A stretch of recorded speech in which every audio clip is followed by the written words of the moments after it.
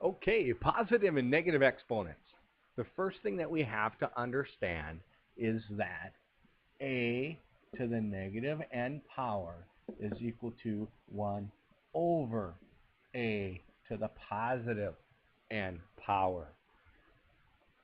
To undo this negative, okay, we do this process of 1 over. We flip it, we do the reciprocal, and then it is to a positive exponent.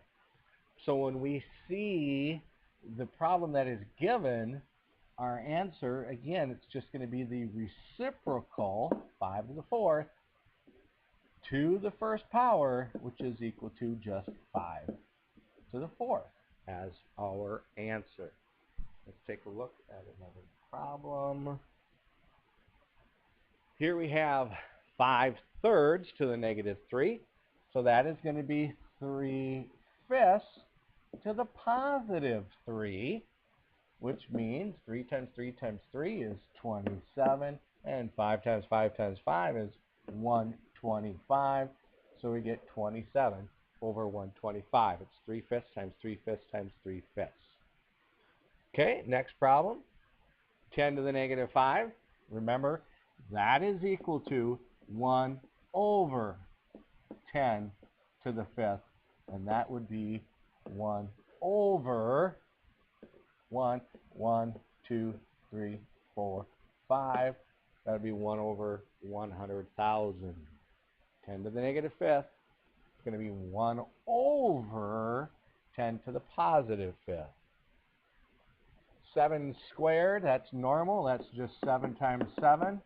And that answer is 49. 5/4 to the negative 4. Remember, that's going to be 4/5. It's the reciprocal to the 4th power now. It's not negative 4, but positive 4. That is going to equal 4/5 times 4/5 times 4/5 times 4/5. That is 256. And then 5 times 5 times 5 times 5 times 5. 256. Yeah. And then this will be 625. Okay, so we get 256 over 625. Next one. 4 to the negative 3. That is going to equal 1 over 4 to the 3rd.